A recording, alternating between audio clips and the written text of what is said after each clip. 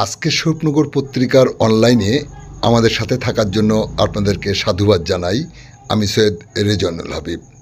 আপনারা দেখছেন আজকের বিশেষ খবর। পুলিশের শতপ্রণোদিত মামলায় বড়সড় সাফল্য। একটি অজ্ঞাত পরিচয় মহিলার দেহ উদ্ধার। খালি চোখে বোঝা না গেলেও দেহটি দেখে পুলিশের সন্দেহ হয়। পুলিশ শতপ্রণোদিত খুনের মামলা রুজু করে তদন্ত শুরু করে, আর তাতেই সাফল্য। গ্রেপ্তার সিরাজ মণ্ডল ওরফে সিরাজ মস্তান। এখন শুনুন বিস্তারিত।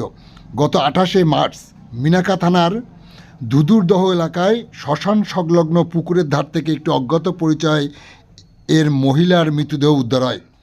মৃতদেহটি উদ্ধারের পর পুলিশের সন্দেহ হয় পুলিশ একটি শতপ্রণোদিত খুনের মামলা রুজু করে তদন্ত শুরু করে। তদন্তের ভার দেওয়া হয় মিনাকা থানার এসআই নবীন মণ্ডলকে। নবীন মণ্ডলের নেতৃত্বে একটি পুলিশের দল গঠন করে তদন্তে নামে পুলিশ। তদন্তে নেমে পুলিশ জানতে পারে ওই অজ্ঞাত পরিচয় মহিলার নাম রিজিয়া খাতুন বিবি। তার বাপের বাড়ি বসিরহাট থানার ব্যাংকপুকুর এলাকায়। এই রিজিয়া খাতুন বিবাহিত হওয়া সত্ত্বেও মাটিয়া এলাকার বাসিন্দা বিবাহিত পুরুষ সিরাজ মণ্ডলের সঙ্গে বিবাহ বহির্ভূত সম্পর্কে জড়িয়ে পড়ে। পরবর্তীতে তারা দুজনেই বিয়ে করে।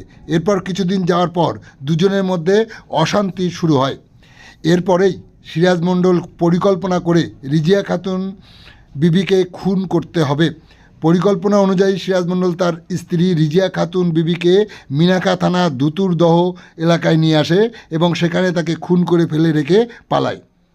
এই তথ্য পুলিশের হাতে আসার পর পুলিশ সিরাজ মণ্ডলকে বহুদিন ধরে খোঁজ করছিল এবং বিভিন্ন সোর্স কাজে লাগিয়েছিল পুলিশ। সেই মতো গতকাল সন্ধ্যায় গোপন সূত্রে খবর পেয়ে বেবিয়া শ্মশানের পিছনে আনা দিয়ে সিরাজ মণ্ডলকে গ্রেপ্তার করে পুলিশ।